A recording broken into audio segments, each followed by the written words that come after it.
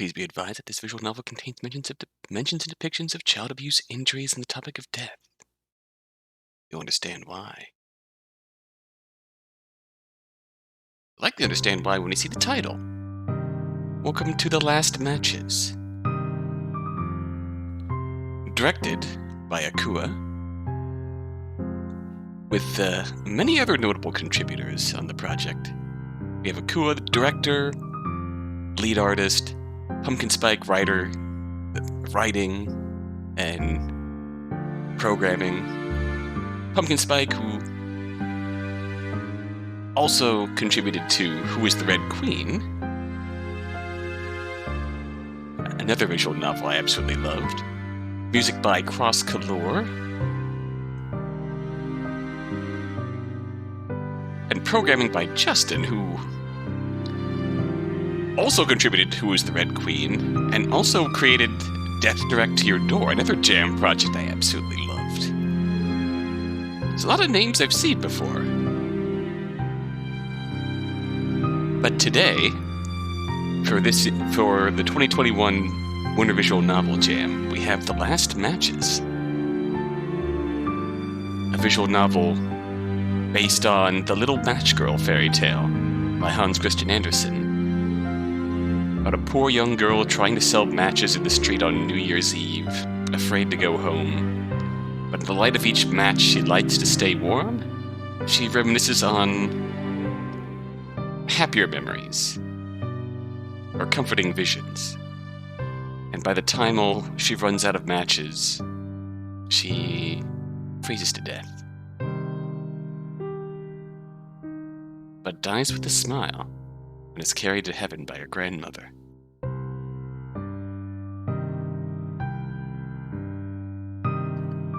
So I suppose what I'm trying to say is that we're in for a very... you should know what you're in for here, based on the premise of the fairy tale alone. On that note, let us begin.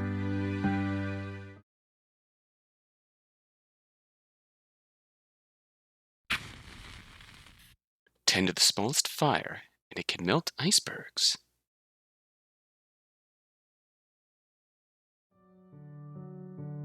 The Dying Light. 5 p.m. downtown. Snow falls on the most wonderful time of the year. Everywhere, people hurry from one place to another. The workday is ending. The last rays of the sun are disappearing over the horizon, dusting the city in a cloudy blue as feet scurry across the road. Some are rushing to see loved ones. Some are buying last-minute presents. But everyone is looking forward to a warm home and a delicious meal. 5 p.m. on Christmas Eve.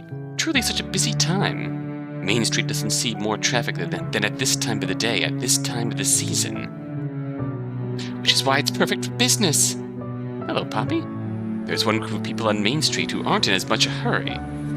Those are the stores and those minding the stands that line the street, completing last-minute deals.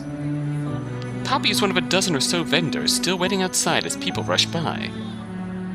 Matches! Get your matches here! The girl beams as she holds a bundle of matches in both hands for passerbys to see. Matches! Only 20 cents for a bundle of 100 matches!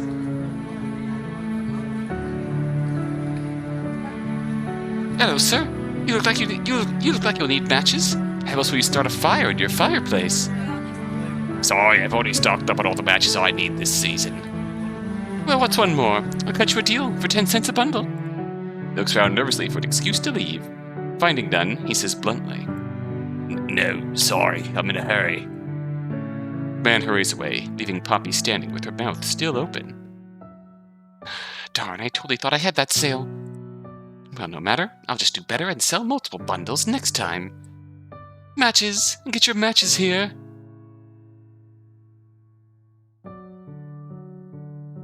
And the lights slowly go out, store by store, as owners lock up for the night. One by one, until they are all replaced by the single lamp at the end of the street, a bright, flickering glow. wavering in the light breeze and illuminating the snowflakes fluttering across the night.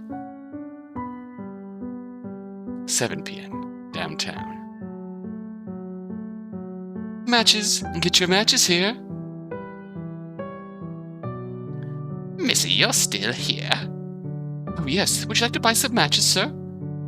Lamplighter laughs and waves his own pack. I'm already covered from work. But I mean, what are you doing here? It's getting dark and the snow really looks like it'll get worse. He looks back at the lamp he just lit. Even a light as strong as that one might not last through the night. We should be heading home. Everyone else has. Poppy looks around at the emptying streets, wide-eyed. He's right. There aren't many people left anymore. Only a few groups of people still walk down the snow-covered cobblestones. Partygoers late to their destination, a Scrooge or two working late, shopkeepers locking up and leaving for home. The last time I heard the church bells ring, it was only 6 times. Surely people will still come out to see the sights. Why, Missy, it's Christmas Eve. Everybody's home with their families. And you ought to be too. Oh, right. It slipped my mind. I'm just thinking how more people will be walking here tonight, too.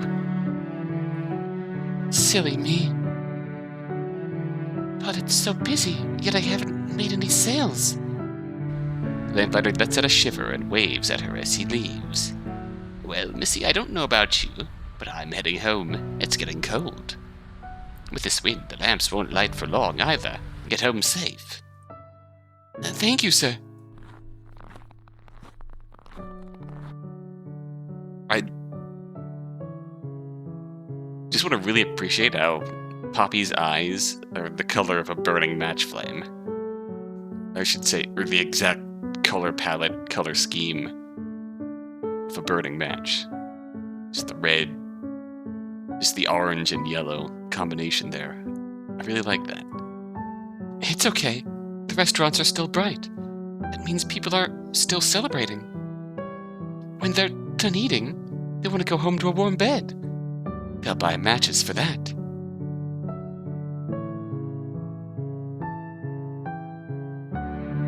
She looks up at the falling snowflakes and holds her hands out, catching and melting them on her fingers as she continues her salesgirl smile. That's a really cool effect, just her breath in the cold air. Snow is collecting more. As the night drew on, people started leaving the restaurants as they closed for the night. A couple approaches Poppy and she steps forward with a bright smile. Matches! Would you like some matches? Ah! Perhaps she was feeling bold with that one, but the man didn't have to push her out of the way. Poppy drops the bundle of matches and it lands in a pile of snow on the side of the road. Hey, I can't sell these now. And don't shove it in people's faces. What are you, daft? Stop that, darling. She's just a girl. She's old enough to know better. Go home, girl. Why doesn't anyone want to buy any matches? Don't they want to be warm? It's all I ever needed. I can't go home without selling anything. Father's waiting for money. She bends down to pick up the bundle of wet matches and sighs at as the slightly wet matches stare back at her, shiny with drops of water here and there. She does her best to pick out as many dry matches as she can, but they had landed flat in the snow. Out of a bundle of over 30, she could only save 10 or so. Oh no. The sudden wind picks up and the remaining matches slip from her hands, landing in a puddle on the side of the road this time. Ah! She lets out a second sigh. Doesn't matter, those were already wet. The wind blows again and the snow starts falling faster and harder, fluttering against her eyelashes and stinging her eyes as the wind blows them into her face. Oh! Poppy squints at the snowstorm and lets out a shiver as she shuffles toward a nearby alcove. I can't see anyone out there. Can't sell anything if I can't see anyone. It's okay to take a break now, right? With that thought in mind, she takes a seat on the cold, wet brick as she brushes wet hair out of her eyes. The alcove barely fits her. Some hole cut into the wall of the building facing an alleyway. Must have been used to hold firewood, but given the storm and the temperature tonight, all the wood was taken and used.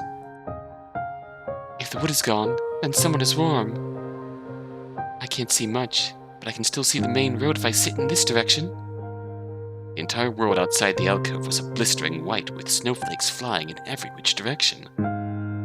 Poppy suddenly felt thankful she pulled herself into the alcove in time. 10 p.m. Downtown. Poppy blows into her hands and rubs them together, trying to warm herself up, but she can't stop shivering. It's okay, the storm will stop soon. The storm will stop soon. Then I'll go back out there and be able to sell more. She shivers violently, unable to finish the sentence as she hugs herself and her muscles attempt to generate heat. Hesitatingly, and with trembling hands, she reaches into her basket and rifles through until she grabs onto the stray matches she saved from the wet and discarded bundle. Just one. I still have so many to sell. It's okay if I use just one. Just one.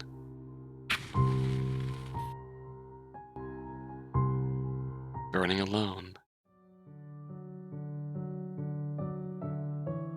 10:45 p.m.? Question mark? Oh, a warmly lit room, a bright fire, faded couch. Poppy couldn't help leaning her head towards the fire. Absent-mindedly, she curled her fingers toward the flickering flames. Right as a hand reached out and grabbed her shoulders. Stop! Oh. That was abrupt. Poppy jumps, startled by the yell that rang clearly in her ears.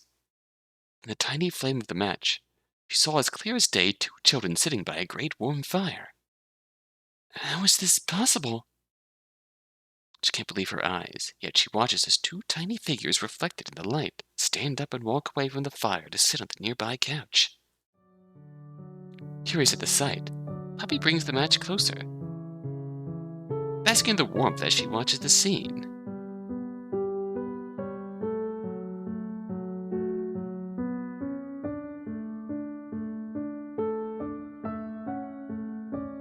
In the farthest reaches of her mind, a forgotten memory crawls toward the light of the match. 6 years ago, orphanage. Oh, Poppy jumped, startled by the yell as she was yanked away from the fire. They both stumbled, but only she lost her footing. The boy who grabbed her shoulder quickly caught and steadied her. What do you think you're doing? Fire is dangerous. You shouldn't get that close. Reddy. Reddy was a strange child at the orphanage. Unlike the other children who kept to themselves, he was constantly trying to make conversation with the others. Poppy mostly watched him try to talk to others, and Reddy had spoken with her a few times, which she enjoyed, even if he was a little odd. A little too easily excitable. I know. I was just feeling cold, so I moved a little closer to warm up. Did it look like I was going to burn myself? I see. I'm sorry then. Yeah, you were getting so close I was a little worried. If the fire wasn't warm enough, you should add some more wood to make it burn brighter. I see. Do we have more wood? No. I'll be sure to buy some more tomorrow morning. Oh, right. Got a new job at the factory recently. But you're spending your money on us? Shouldn't you spend it on yourself? How can I possibly spend money on myself when everyone else in the orphanage is cold and hungry? Wouldn't be able to do it. Speaking of cold, we don't have any more firewood, but we can do this instead. He walked behind the couch and gave it a shove, motioning for Poppy to move out of the way as he pushed the couch closer to the fire. Finally, he stopped when there was less than a meter of space between the couch and the fireplace. There, now we can sit and be warm. Didn't you just warn me about getting too close to the fire? Now you're pushing flammable things toward it.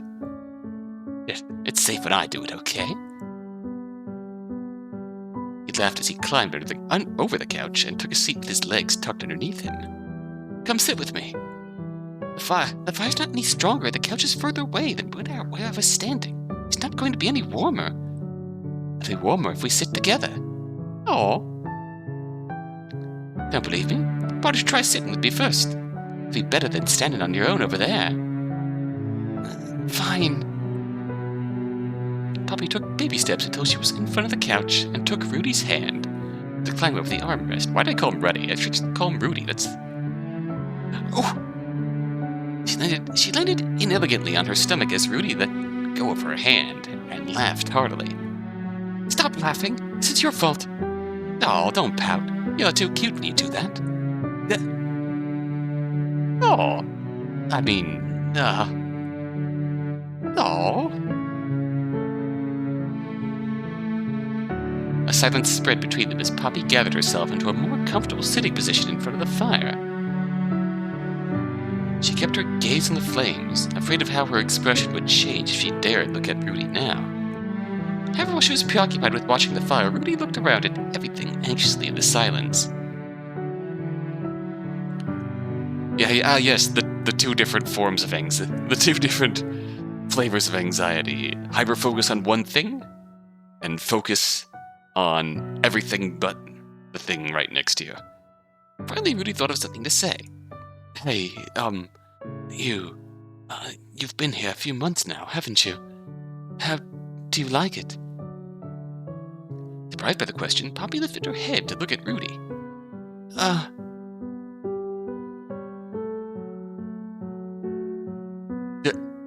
Panic flashed across Rudy's eyes as he realized the stupidity of his question, and he scrambled to correct himself. Sorry. I guess anywhere must have been better than this, huh? Was it a lot better? Where you were, I mean. I lived with my grandmother. She was so warm, but one night she became cold. Poppy bites down on her bottom lip before she could say the last two words. She didn't look at Rudy, but she was sure he understood. She had been at the orphanage for 2 months and 12 days. She counted because she didn't want to forget the day her grandmother didn't wake up. Do you think we know when we die? I think we do get a feeling, especially as we get older, like someone is calling us, maybe. Days before she died, she looked for my father. My mother passed away a long time ago, and my father disappeared a few years ago. It was just Grandma and me.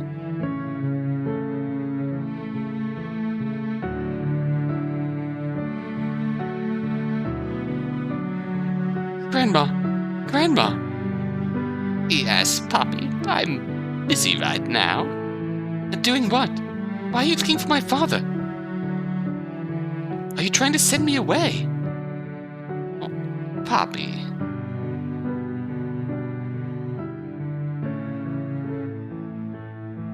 I got so angry at her that night, but she wouldn't explain to me why she did it.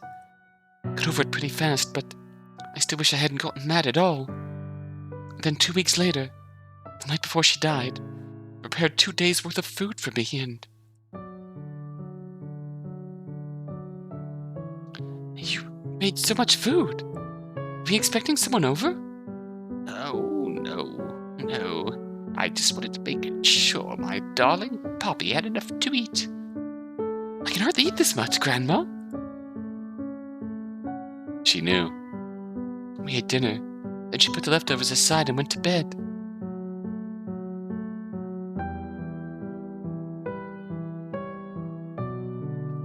Well, that's what I'm just noticing this sort of storybook pages open sort of backdrop to the actual backgrounds. Oh, Grandma. Where are you, Grandma? Please. Is someone else in the room? She's my only grandchild. Promise me you'll look after her. It's all I ask for. You've always been such an annoying woman. Grandma? Poppy, what are you doing out of bed? You'll catch a cold wandering around this late at night. Grandma, are you really sending me away after all? No, of course not. Don't leave me. Please, Grandma. I love you. Don't leave me. Poppy, I love you too. I would never want to leave you. Promise me, and don't leave, Grandma. Why is she looking around? Is she looking for something? don't see anything out of the ordinary here. Let's go back to bed. I won't leave.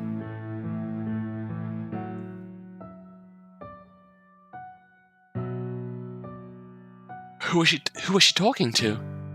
Poppy gave a shrug. It doesn't matter. Whoever it was didn't come to find me. I woke that morning and she was cold. Grandma! Grandma! Help! Someone help! My grandma! My grandma won't wake up! She feels so cold! I ran to find someone to help. When I found someone, all they did was take her away. Poppy hugged her knees and rested her head on them.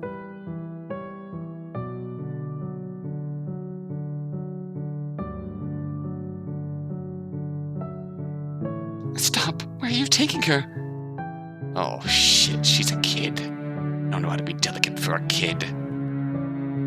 You take care of the old lady. I'll try talking to her. Stop, you can't take her! Look, kid, we have to. She's dead. Do you understand what that means? The sooner you understand that, the better you'll be able to live your life. For her good, too. She'll want to rest in peace somewhere else. But is she not comfortable here? I'll take care of the house and everything. I can light fires and I can clean the top shelves. Kid. Okay, I can't reach the top shelf, but I can manage the second to the top. And whenever you touch the things that high, so it'll be fine. Please, don't take Grandma away. I'm sorry, but we have to. Of course, I understand now why he had to. I feel a bit bad, actually, for making him try to explain that to me. In the end, no one came to find me. The stew was left uneaten and forgotten in their rush to get me out. They sent me here, the nearest orphanage. I'm sorry for asking. It's okay. It's happened. 2 months, 12 days ago. A long time ago. So I'm fine.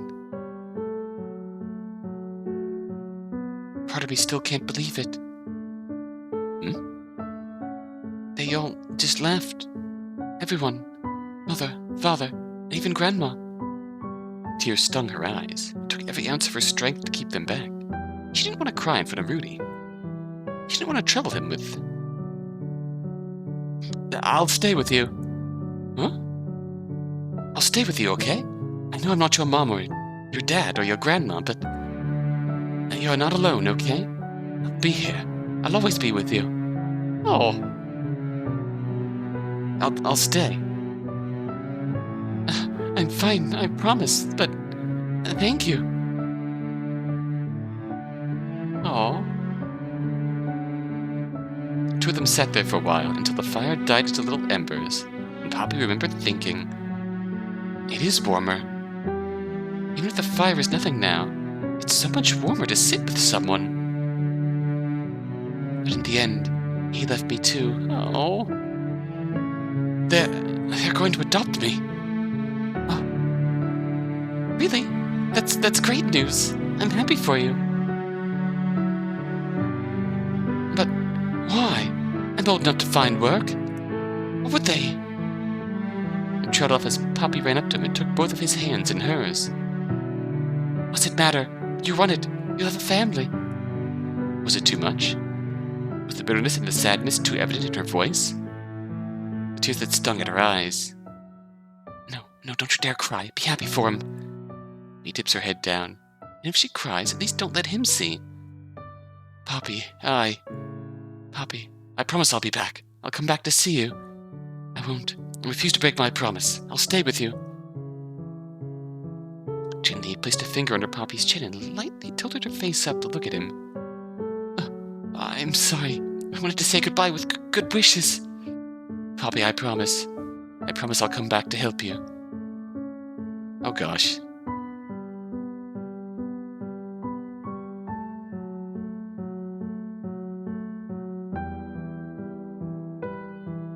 I don't know which is worse. Be strong without him? Or let down by the expectation of him coming back? Or try and move on?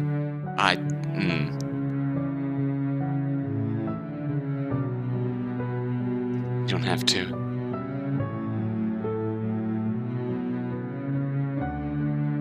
Poppy could hear the adults talking in the next room over. The moment she saw them, she already knew they didn't want to set foot inside this building. They came to get what they were looking for. Now they have Rudy, they'll never return, much less allow him to. Don't want to burden him with a white lie. Thank you, but you don't have to. I will come back. All right. But if you don't, that's okay. Don't be so hard on yourself. I'll be happy knowing you're happy. In the end, he never did come back. 11 p.m. downtown. Poppy. Match's long since burned out, withered black stalks stinging her fingers as the tiny flame died in the frigid air. It had happened so long ago, she'd nearly forgotten about him. And in her heart, she found, I miss him. I miss sitting by the fire with someone. Grandma, Rudy. It was so much warmer when I could sit next to someone. When was the last time she sat with someone in front of a warm fire? No, I can't cry. I can't get lost in these memories. I have matches to sell. No one will buy matches from a crying girl. The heat, she pulls herself up and out of the alcove. The snowstorm had calmed itself in the past 15 minutes. The snow still fell heavily, but it was nothing like the whipping winds of earlier. Cautiously, Poppy steps out onto the road again. The road was covered in a thick layer of white, her footprints the only color painting the ground as she steps out. She almost felt bad ruining it.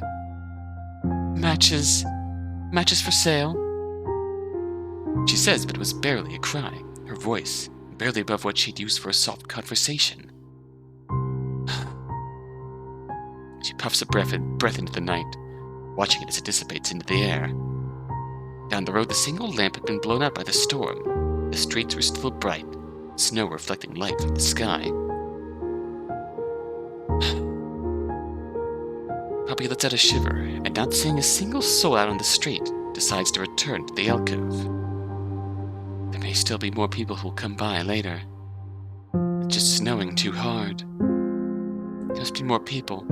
I haven't sold a single match yet. I can't go home if I haven't sold any matches. Dissipating heat.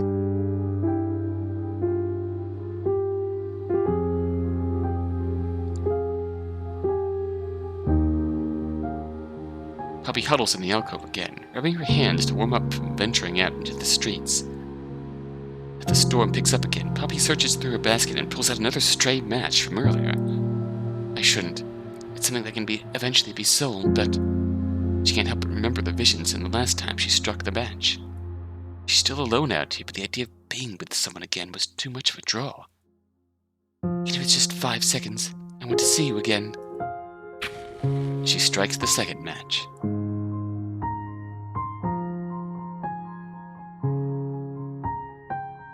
What greeted her was not the image of a pale blue orphanage, but with barely enough heat to warm half its occupants. Instead, it was a grand and wonderful feast spread out on a sturdy wooden table before her. A decorated candlestick stood at the middle of the table, casting a warm glow to the food in front of her. For a moment, Poppy was speechless at the sight before her. She hadn't seen a meal this extravagant in years. Not since father. Her thoughts trailed off as the very person she thought of appeared at the scene before her. Eat up, Poppy. It's all for you. And unintentionally, the tears started slipping from her eyes. You were so kind, Father. Oh, 5 years ago. Orphanage. Poppy, come with me. Poppy looked up from the weathered and torn pages of the picture book she was flipping through and saw the fringe of her caretaker's dress disappear around the corner. Was she in trouble for something? caretaker usually only called a child into her office if they were in trouble or something. Everyone had heard the wails that come from her office when that happens. Oh no. So as Poppy followed the caretaker out of the living room and into the office, a number of dark thoughts brewed in her head. What sort of trouble was she in? Did she do something wrong? She normally kept to herself, especially after Rudy left. She had no one to talk to, no one to bother, no one to offend. When they arrived at her office, she was surprised to see a familiar-looking man sitting at the chair across from her desk, sullen and nervously gripping his hat between trembling fingers. He was dressed modestly, clothes faded and worn, with stains steeped too deep and too long to be washed out. Poppy could spot various nicks and cuts on his face, his beard unevenly shaved. Is this her? Poppy? Poppy's eyebrows raised at the sound of her name. Seeing her reaction, the man started towards her, making her stumble back in surprise to the caretaker.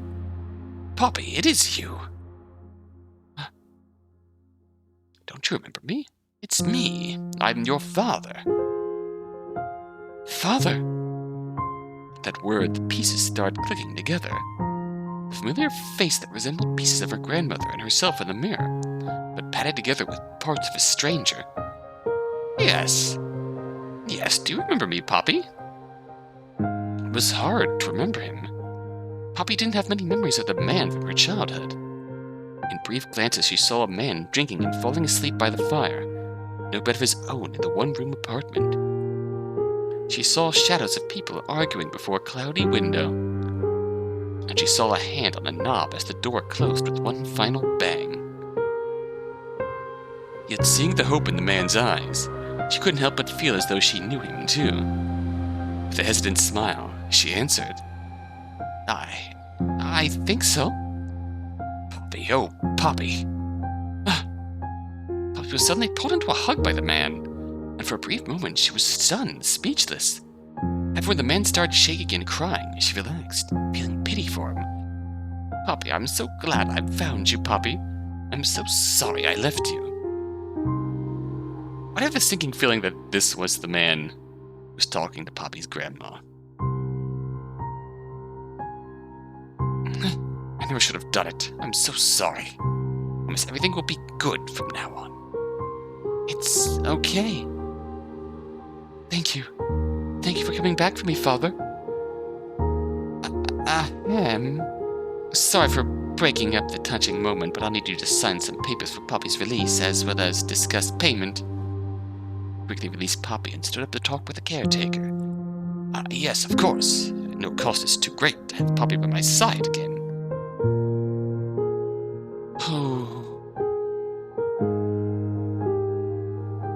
Poppy watched as the two adults walked away, leaving her in the chilly office in the lingering warmth of her father's hug. The first time since Rudy left the orphanage, Poppy found her lips tucking up into a small smile. Oh, how I hope someone returned from her. The door opened into a small but warm apartment, brightly lit by the window that faced outward into the street. I'm sorry it's so small, but this was all I could afford even with a loan. That darn orphanage really squeezed as much as they could out of me. Huh? Never mind that. The important thing is that I have you back. Definitely be forgiven. That's a concerning wording. Forgiven? I'm so sorry. What? No, don't be sorry. I purposely went to get you. I want you here. It's only one room, but you can have it. I want you to be safe and warm, after all. What? Where will you sleep? There's a couch out here. Oh gosh.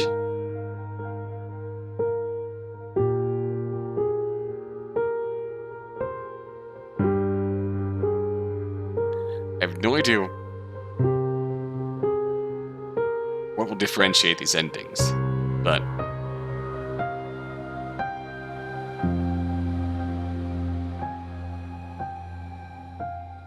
I feel like this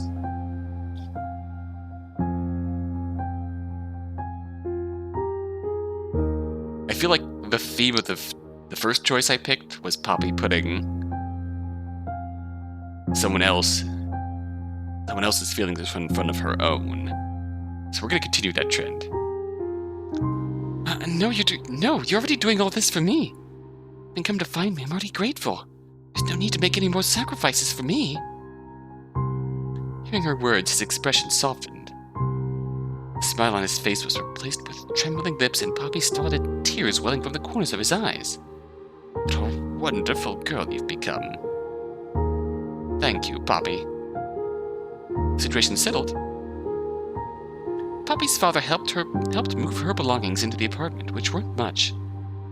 Poppy didn't own much, just a couple sets of undergarments, 2 dresses that allowed her to swap clothes between washes, and 1 pair of shoes.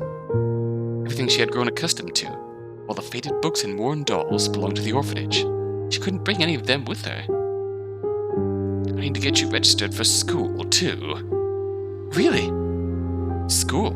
Poppy had never been to school. She never thought she'd ever have the chance to. Now hearing that she could possibly attend made her eyes wide and starry. Yeah, every kid should go to school. Besides, it'll make you happy, right? The orphanage's caretaker said you like books. Yes, they always liked looking at the pictures. There's someone at the orphanage who would read to me. They'd teach you how to read. A little bit, but I didn't get far. Well, they'll teach you in school. But it won't be now. They said it's far too late in the semester to accept new students. That's all right. Thank you so much for everything already. I don't know how to repay you. Nonsense, we're family. You don't need to repay me for anything. We'll see how long that lasts. The pessimist in me says. At least let me take care of the chores. I don't know how to read or write, but I know how to clean and cook. A bit. Grandma taught me how to make a few dishes. Grandma? Oh, right. You were with her. They couldn't be sure, but she thought she saw her father's expression sour. She died, huh? It was getting close to her time, I suppose. I'm sorry, I missed it.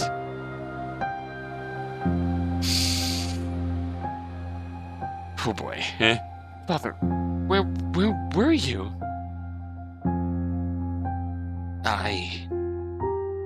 He faltered, looking unexpectedly fearful as his lips trembled. Listen, Poppy, I'm honest when I say I regret leaving you behind. You believe me, right? Confused, Poppy nodded. Her father had come all this way to find her, even pay for school. If he didn't love her and regret his actions, why would he do all this for her?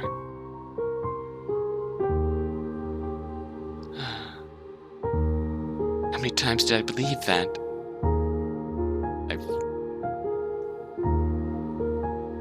The thing about that choice we made is that if he was really doing this selflessly for her,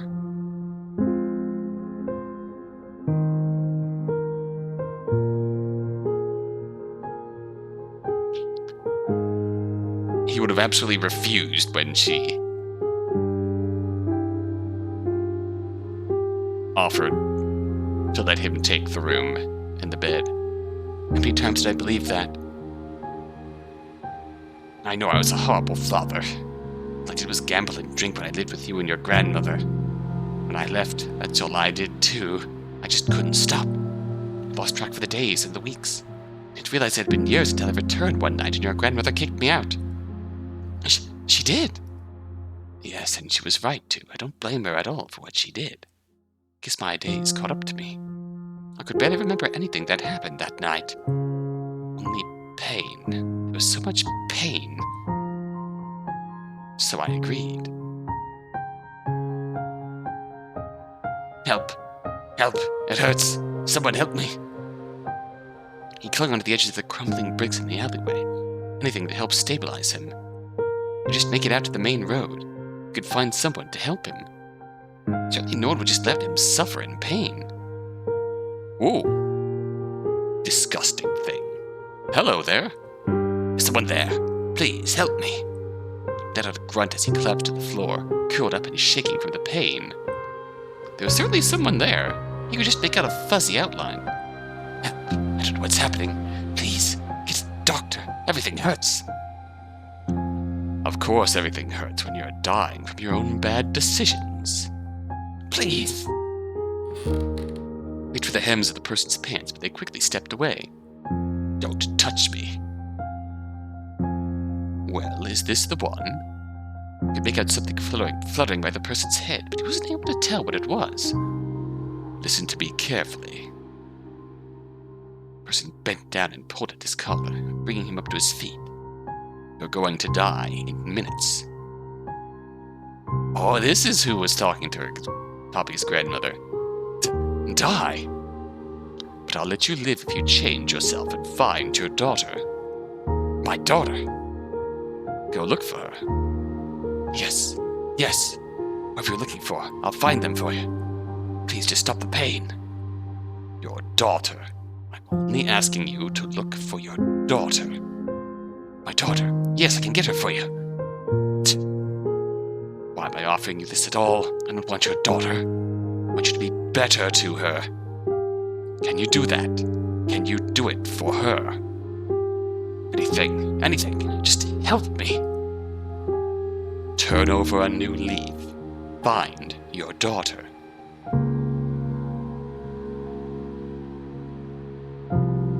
Next thing I knew, I woke up alive in a hospital. Nearly died from alcohol poisoning that night. They said some kind Samaritan saw me dying in an alleyway and brought me in. Listen, Poppy, I'll be honest. I'd forgotten all about you and my mother before that night. It didn't cross my mind to look for you.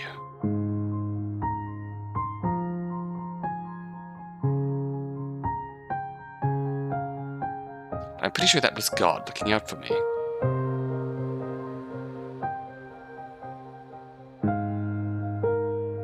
He gave me a second chance and asked me to do better. He held her shoulders and knelt down before her, reminded me that I had you. I needed to do right by you, my only daughter. You're my only family left, Poppy. I promise I'll keep you safe.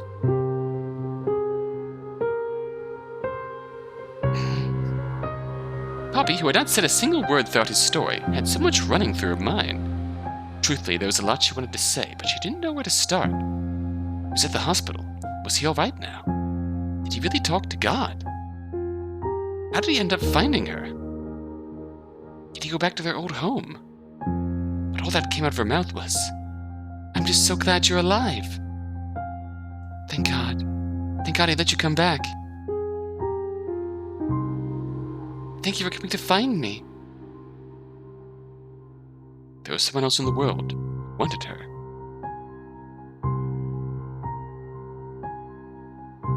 She wasn't alone.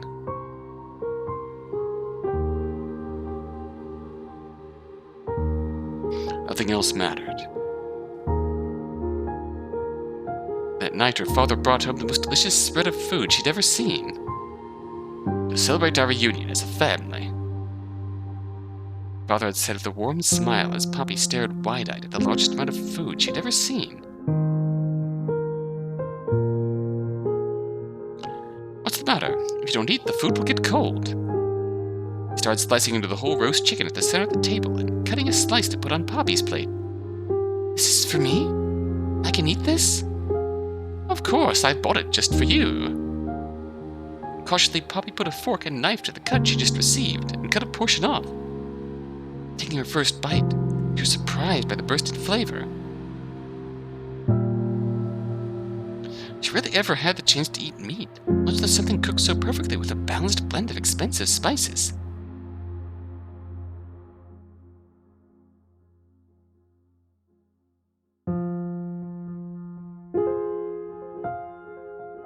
Is something wrong? Do you not like it? Do you not like it? No, it's delicious. Thank you for buying me food. As much as she loved her grandmother's cooking, Poppy couldn't help thinking it was the best meal she'd ever had in her life.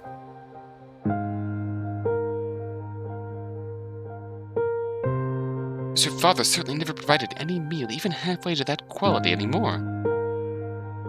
Ah, bang. The sound startled Poppy, who jumped in surprise and looked away from the window she was polishing. Father! Her father sat at the table by the fire with his head in his hands. sorry, Poppy, I didn't mean to scare you. Is everything okay?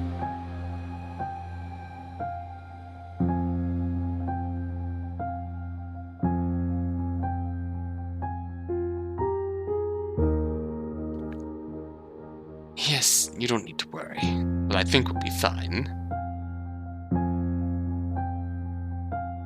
The truth is, second chances don't come for free, Poppy. I begged for a loan to get me back on my feet. To find you. I thought I could pay it off to finding a job, but it's not enough. Are we in trouble? No, not yet, but they've been quite insistent. They showed up at my workplace and threatened. I'm sorry, I don't think I can send you to school anytime soon. That's okay. I don't mind waiting until we're financially stable. Thank you. I'm sure if I work extra hard this month, that'll give me a nice bonus. And buy you some extra toys and dolls, then. You don't have to, Father, but I would love that very much.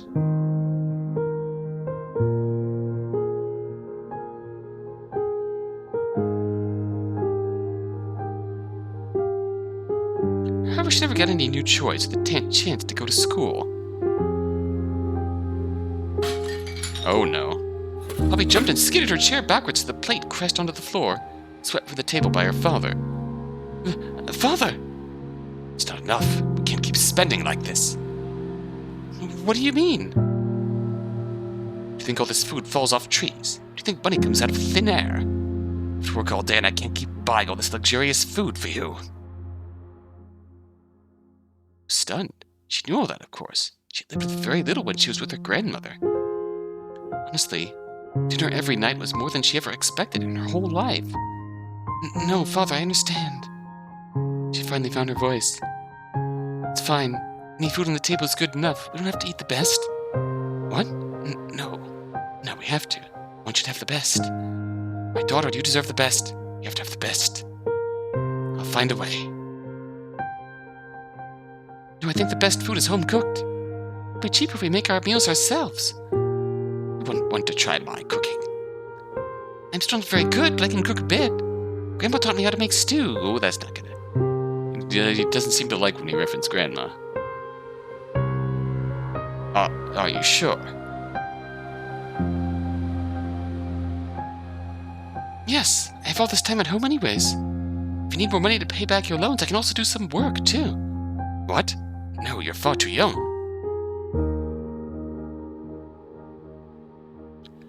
When I was at the orphanage, there was a boy who found work at this age, too. Well, he's a boy. So, I'm sure I can do the same. He held his chin in his hand, as though thinking deeply. However, he quickly agreed. All right, but nothing physically demanding. I don't want you carrying anything heavy. I'm plenty strong. Still. Most of the paying work for kids is being an extra pair of hands to help carry things. How about you do sales? Sales? Yes, don't they look for girls who do that? Yeah, I can look for a job in sales. But no one ever hired her.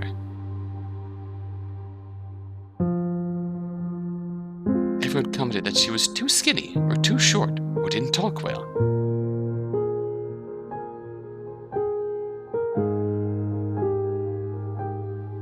Food on the table was ever diminishing, even though they switched to making home-cooked meals. Poppy was not a good cook, and her attempts created edible but untasty food. One time she brought it up to her father, he grew irritable, and Poppy was afraid to press further. Afraid? Why am I afraid of him? He's my father. He's working hard for me. I shouldn't ask. I should be happy to be with him. Next scene contains child abuse, which I like to... Oh no.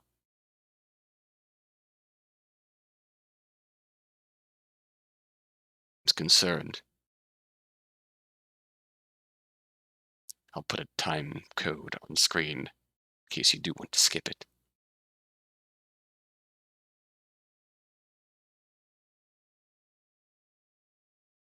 But I'm afraid.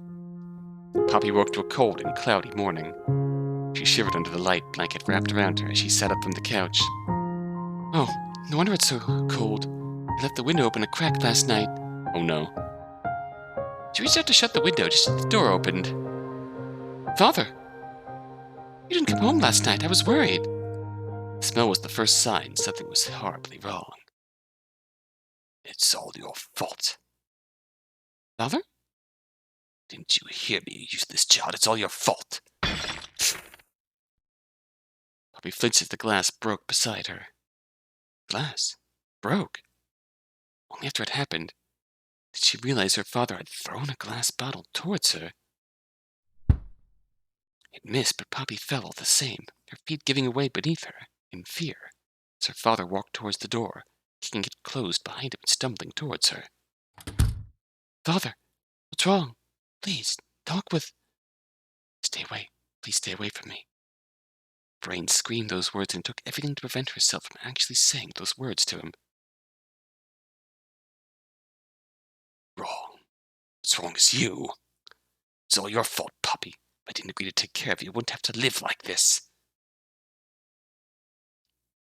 Father, whatever it is, I'm sorry. Even though she saw the first blow coming and was gathering herself to mentally prepare for it, she still screamed when it hit. She landed on her back, jaw stinging from the punch. As she was still registering what had happened, pain exploded from the side of her head. Useless, good for nothing. Waste of space. The remains of the bottle were bashed over her head, the glass shattering further and leaving cuts on her face. Poppy hurriedly closed her eyes and tried to hold her hands up to protect her face, but it didn't matter.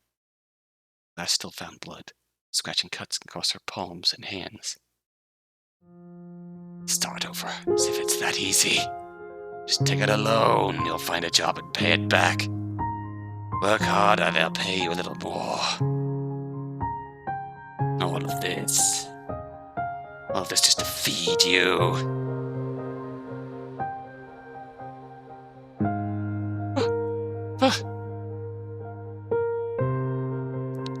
Shut up. Don't call me that. I wanted to use this rag doll like you.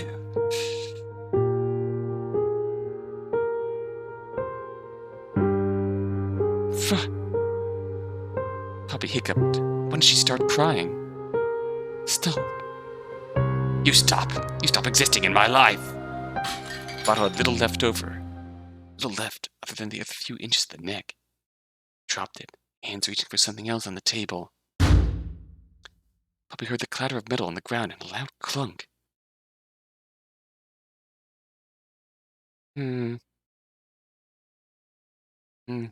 Poppy.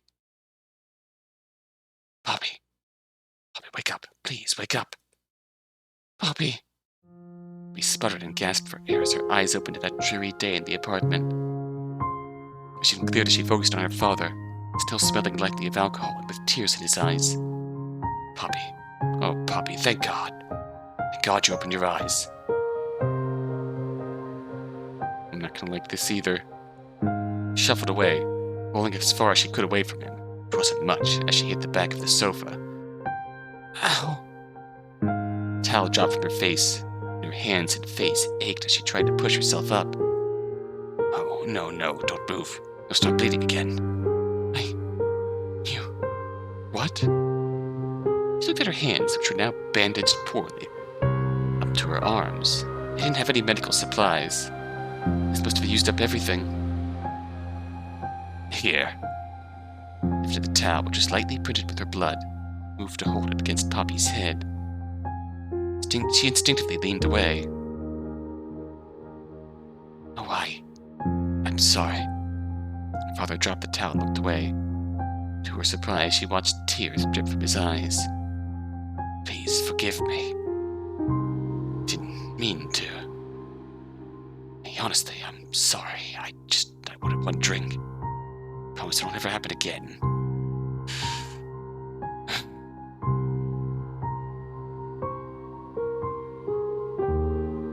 Papa, you have to believe me.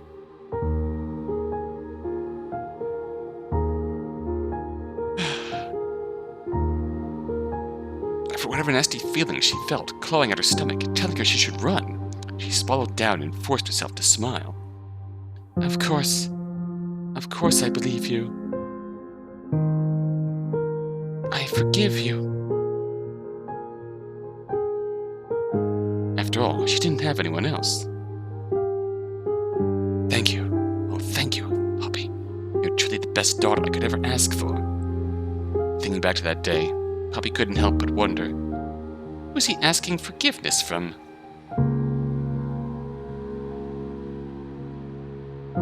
Not me. And of course, that wasn't the last time he hit her. It went the same way.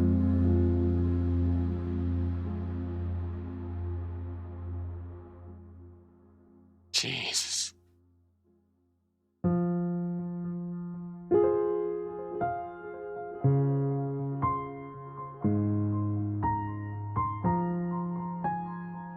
Poppy tugs at the scarf around her neck. The scars from the first time have long since faded, but the bruises she covered up were fresh from last week. I told him cuts and bruises on my face would make me sell less. Glad he listened to me. Oh, God. Oh, God. Snow fell quietly around her. The match sizzled out between her fingers. It burned out so quickly.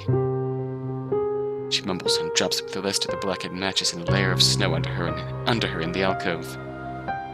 It always goes that way, doesn't it?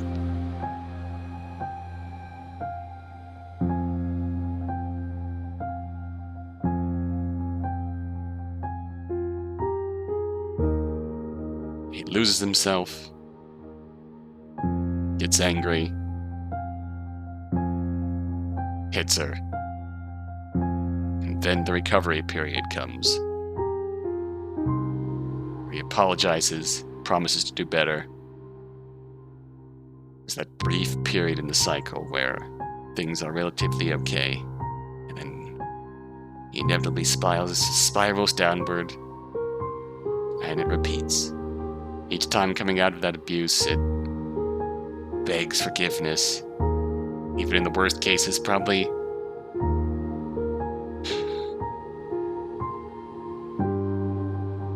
At least in the worst cases that I can remember.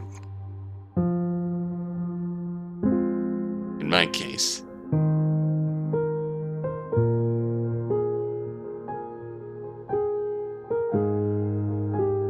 Ended with me apologizing. Because it's my mistake that sets him off. And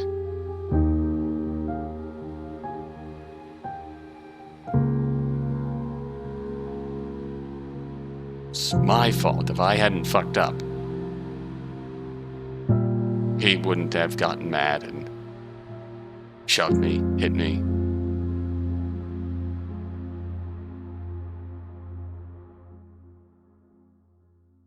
And now, fell and hit my head, bleeding. Now he's got to take care of me. Because he can't have my mom seeing me like this. God forbid. If I hadn't done this wrong, he never would have hit me. It's always how it goes in the end, isn't it?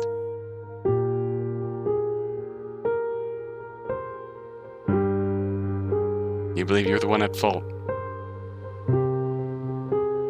You deserve it because you can't do something simple right. Each time you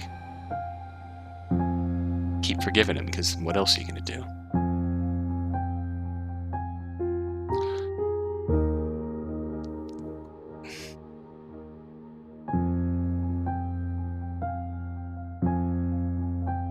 She mumbles and drops it with the rest of the blackened matches in a layer of snow under her in the alcove. It all burned out so quickly. She buried her head in her arms. Almost as fast as your promises, Father. He didn't change. Not one aspect of him He stopped going to work the moment he realized he couldn't make enough to pay back the loans. Any money he did earn was spent on gambling and drinks. When the banker's men came to shake him, he offered Poppy as collateral. Family was family. Poppy was going to work to help pay off the loans anyways, so... Why did I ever think he was going to change? I was drunk when I left tonight, too. Don't come home with any money. He'll be angry again. Poppy looked out into the street. Snow had slowed again, the fat, fluffy flakes taking more time to fall as it drifted aimlessly in the air. There's no one out there. Why wander out? Poppy looked at the cold match in her hand. A few seconds it had been warm, but now it was the same as everything else. Cold, silent, lonely. Even the brightest flame.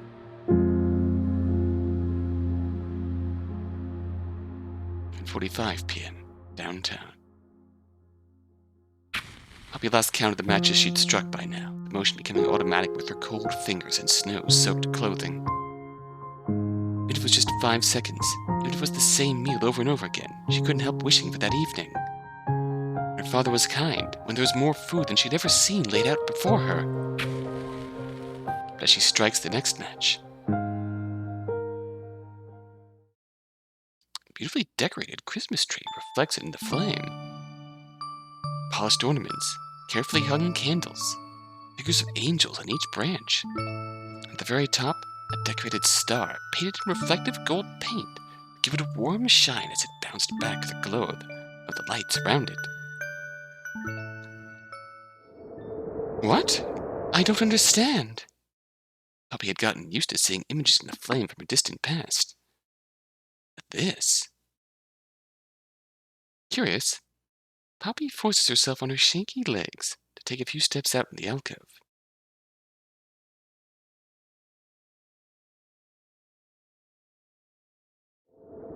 The burning match wavers in the winter storm, but she can see it perfectly lining up, one over another.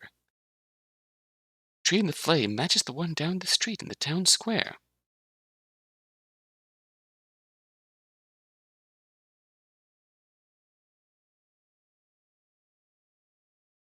Squinting at the tree in the flame, she recognizes herself waking up to the biggest tree.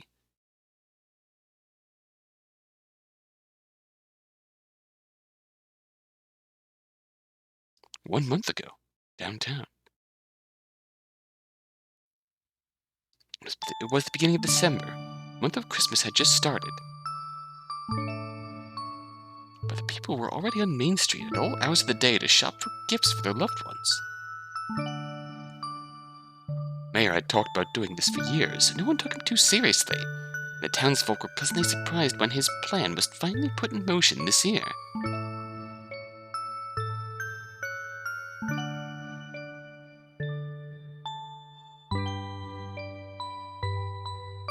Three large Christmas trees were set up in the town square, perfectly decorated by a designated team of expert designers. The town had never heard of anyone with such a title and simply ignored the mayor's excitement. So when the candles were all lit for the first time on December 1st, everyone applauded his genius and vision. Sales went up as people flocked to the square nightly from both this town and neighboring ones to see the spectacle. Even Poppy was drawn to the beautiful lights and the warmth of the atmosphere despite the chilly weather. She was selling matches this evening, too. Like everyone else, took a break as the sun went down to see the candles on the trees being lit. How beautiful. We should have one in our home, too. We do have one. We should have one this big. Could put it in the yard. Mama, I want that. The child points at a small wrapped ball of chocolate tied to one of the branches. No, you can't just eat food you find in trees. We'll stop by the chocolate store before I return home.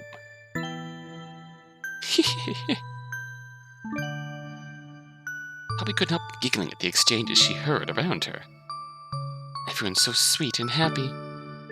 Seeing the crowd shift, Poppy skipped towards the tree in the center, taking the chance to admire the lights and decorations up close.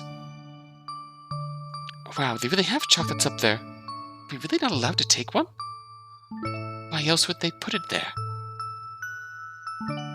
With a mischievous chuckle, Poppy reached up to grab the chocolate. Hey you, what are you doing? Startled by the yell, Poppy flinched and shrunk back. She turned to find one of the source of the voice and saw one of the workers in uniform come marching up to her. What are you doing? You can't touch that. Oh, I'm sorry. It just looks so nice.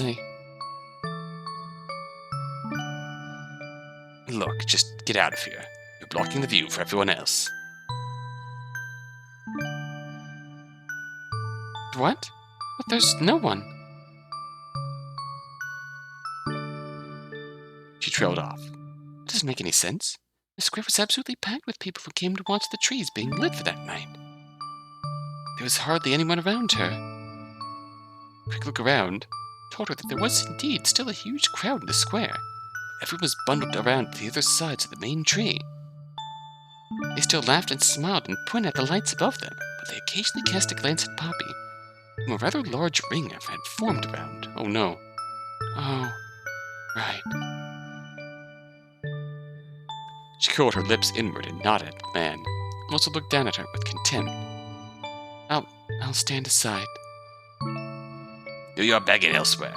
People are actually trying to make sales this month. Right. Of course. Sorry. What are you still doing here? Scram! Yes. Poppy hurried away from the center of the square, a path opening up for her as she ran through the crowd. Oh, gosh. Sorry to make you do all the hard work. Nonsense, it's what I'm here for. Please enjoy your holiday shopping. Oh. Poppy found a corner of the square to sit. It was out of sight from the store entrances, so no one came out to shoo her away. Still, the people who walked past her either turned away in disgust.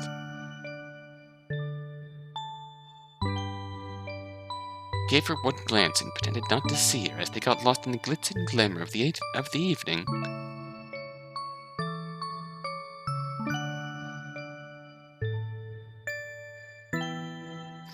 Me too. I can't believe I got lost in the sparkles too. With a huff, Poppy leaned her head against one hand and stared up at the Christmas trees, losing herself in the sounds of laughter and smiles.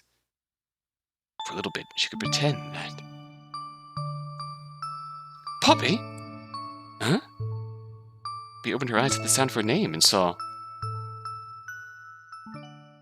Huh? Poppy drops the match from her hands. Flame goes out in an instant as it hits the snow. Darkness, Poppy tries to gather her wits. Because... That didn't happen. I sat alone and watched. I wished I could go there with Mom and Dad and Grandma. Wished I could go there with someone holding me close. I sat alone. He didn't come for me. Right?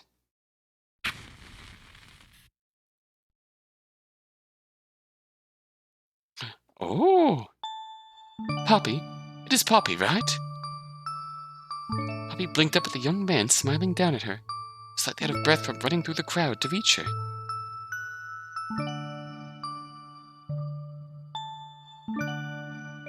He was taller, face more slender, and no longer dressed in thin and patched clothing, but it was unmistakable. Rudy, I'd recognize that hair color anywhere. Thought brought a small smile to her lips. She stood and took a better look at him. Poppy knew that Rudy had been adopted into a fairly well-off family, and he certainly grew to look it. The clean and warm clothing was a far cry from how Poppy was dressed. Ah. It is you. I'm so glad.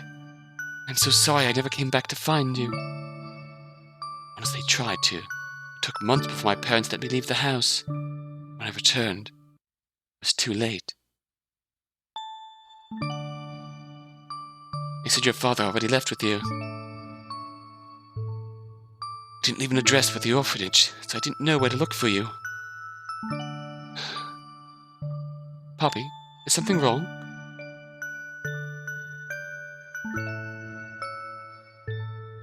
Why is he talking to her? Oh, what an eyesore. Is he really gonna give money to her? He must be more desperate than her. Shouldn't you really be talking to me? What? But he seemed to finally notice his surroundings for the first time. A quick glance at the crowd that formed a distance away from Poppy showed the disdain in their eyes. Haughty expressions looked down at both him and Poppy. You're well off, right? Your parents were good to you, right? Why would you talk to me?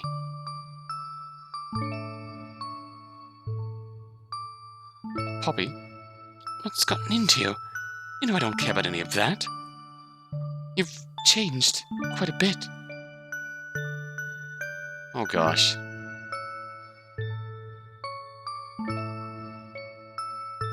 I have a feeling.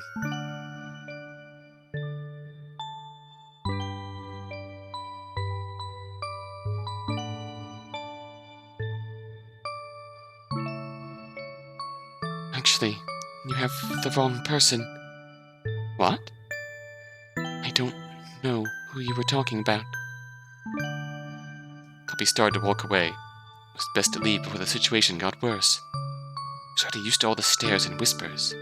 Last thing she wanted was to drag Rudy into this world, too. Last thing she wanted was to look like some sort of leech by his side. Poppy! Rudy grabbed her forearm, startling her into stopping. Please, Poppy, talk to me. What happened after I left the orphanage? You left, that's what Poppy wanted to say, but managed to bite the words back. What orphanage? I told you. You have the wrong person.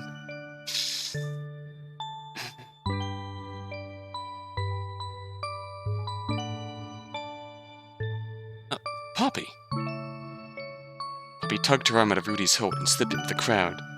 Everyone still tried to avoid her, but the crowd quickly closed around her after she ran through, leaving Rudy struggling to follow her. Poppy, please don't go! She could still hear him yell, but his voice quickly faded into the laughter of the uncaring crowd. Poppy, I'll be here. I'll wait here until you want to talk. Please come find me. Please.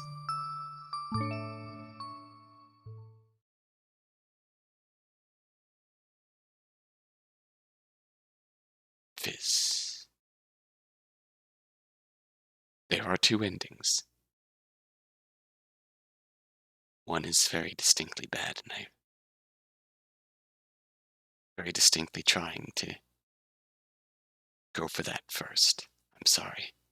Match fizzles out before the stick burns out. Huh? What happened to the light? The warmth? Oh. Why? Why are my hands wet? I looked around and... Why is the street so blurry? It's snowy, but do I have something in my... She reaches up to rub her eyes and finds her fingers coming away wet and soaked. Huh? Tears. I'm crying.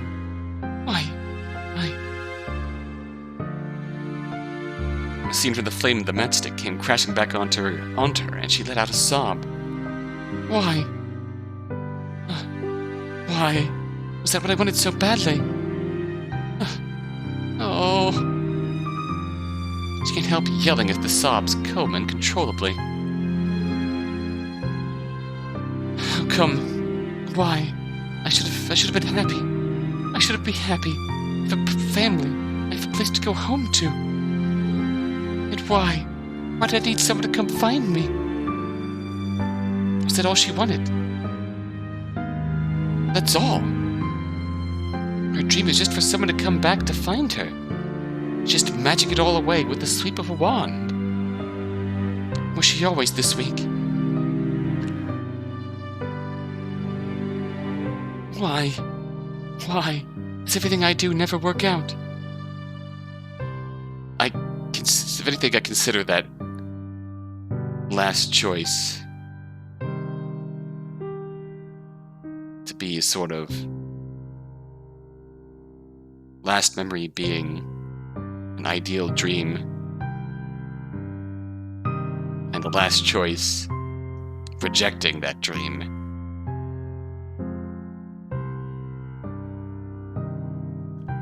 In the little match girl, the last vision she sees is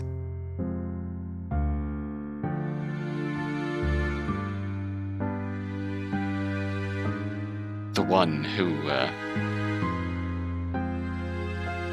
treated her with the most warmth, treated her with kindness.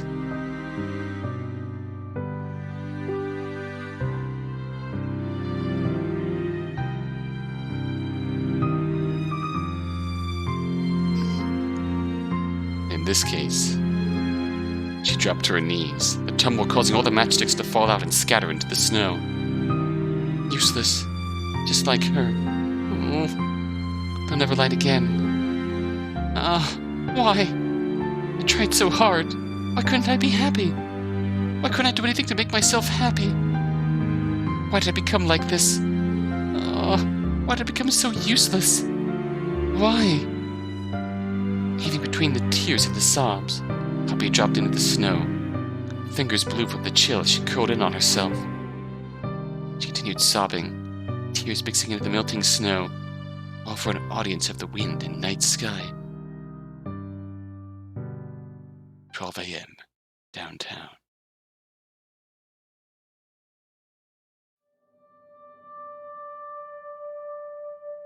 She wasn't sure how long she cried in the snow, but by the time she calmed down, she was starting to feel warm. Oh no, I didn't need matches. I just needed to cry until I felt warm.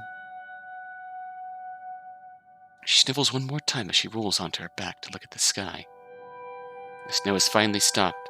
As the clouds drift slowly across the night sky, Poppy can spot stars between the gaps. Grandma, I want to go back to those days. Poppy let out a yawn, watching the clouds move so lazily. Made her sleepy too. If I fall asleep here, they'll be mad when they find me in the morning.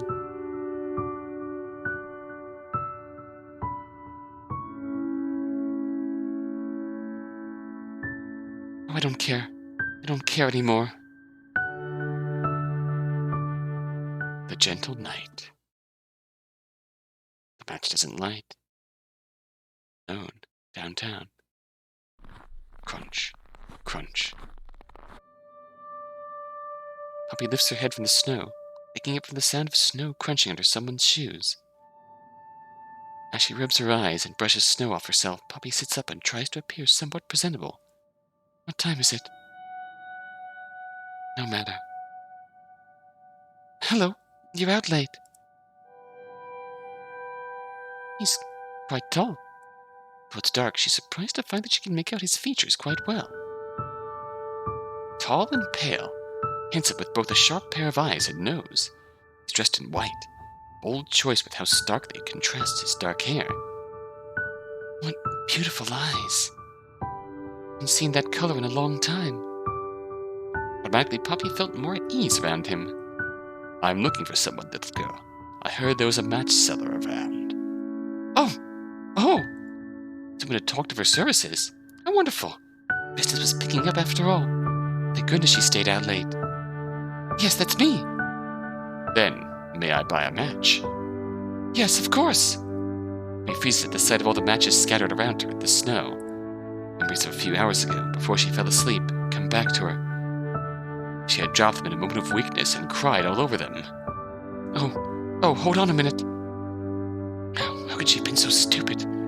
Just one moment of indulgence, she lost her whole stock. Just when someone finally wants to buy from her. She sniffs, trying to hold back the frustration as she searches through her basket for any remaining dry matches. Hey, this one looks fine. Huh? Poppy flinches as the stranger reaches over and pulls at her hair. She holds still as he leans back, putting his arm forward to reveal a single dry matchstick in his hand. Oh, that was in my hair? How embarrassing. How much? That's, I was selling them for 20 cents a bundle. Wait, 20 cents for a single stick. How about this? Why don't you pay the change you owe me with your time? Time? It's late. I don't have anywhere else I want to be. Till the full 19 cents worth. Pennies for your thoughts. Come on a walk with me. Well... Part of Poppy wanted to say no. What sort of stranger wants to listen to this, like to a girl prattle on about her worries? Surely no one she knows well wants to hear it, much less a stranger, a customer. But it's the first time anyone offered her money that night. They're doing it while lending her an ear.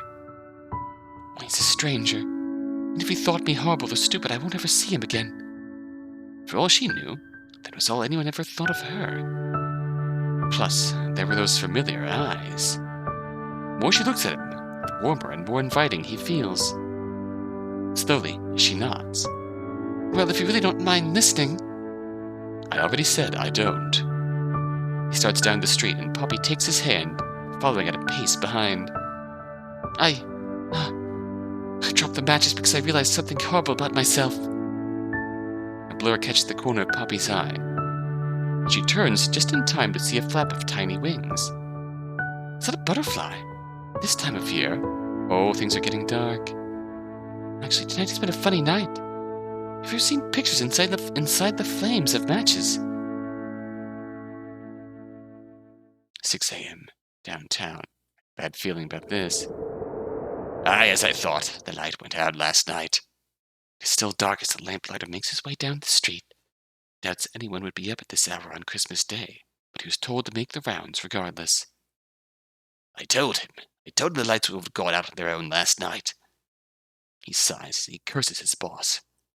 Light from his lantern shines on the snow. He spots a few dark sticks half buried in it.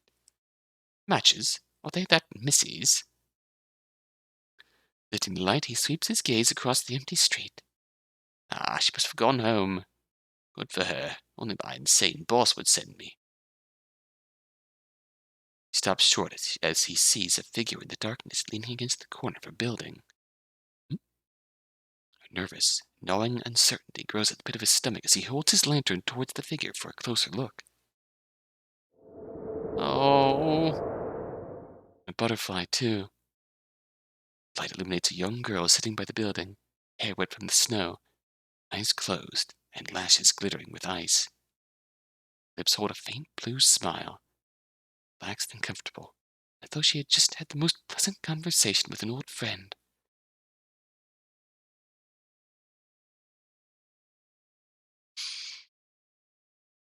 NB unlocked.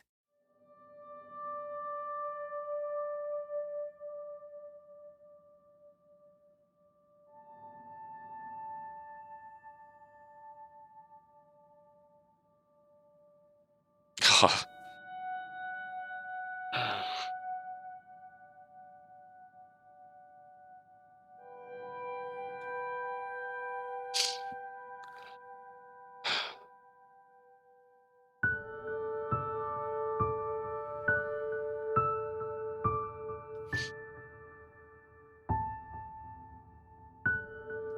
So we're definitely going back and getting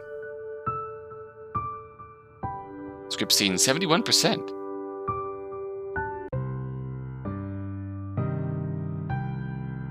Poppy! Oh.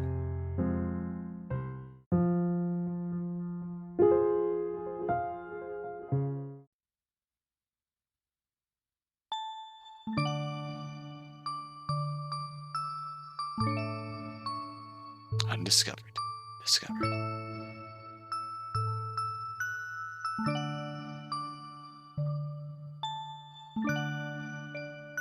Oh, that's really cool. We could literally change the title screen background music.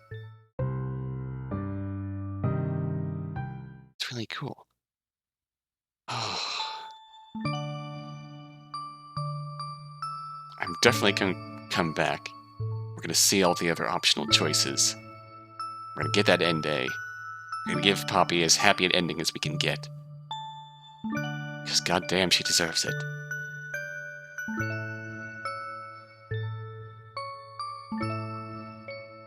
Even if that happy end is just reuniting with Rudy in her dreams.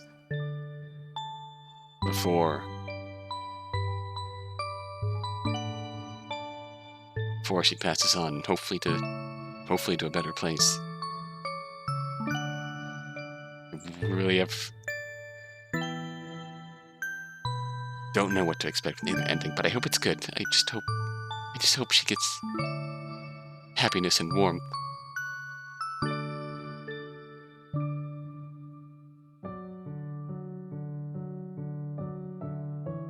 I really love the contrast. Constant attention being drawn to warmth and cold.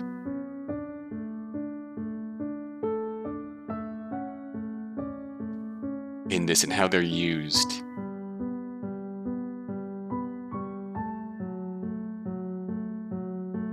In this story. Just... I'm sorry.